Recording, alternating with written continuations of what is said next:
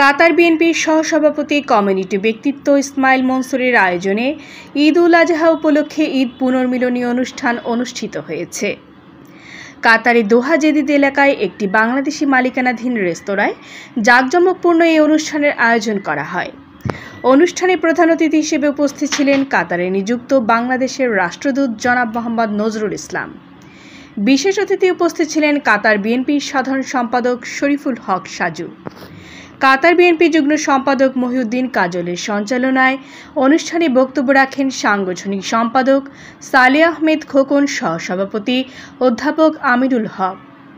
এছাড়া উপস্থিত ছিলেন কাতার বিএনপির সহসভাপতি আব্বাস উদ্দিন, জসিম উদ্দিন ওয়াহিদি, তাহের মিয়াজি, যুগ্ম সম্পাদক মোকাররম আলী, সহ সাধারণ সম্পাদক মোহাম্মদ আলী সহ অসংখ্য বিএনপির নেতাকর্মীরা।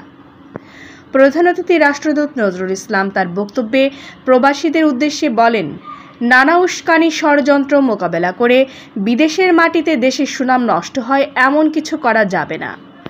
অবৈধ কাজ থেকে বিরত থাকতে হবে এবং দক্ষ শ্রমিক হিসেবে নিজেকে গড়ে তুলতে হবে।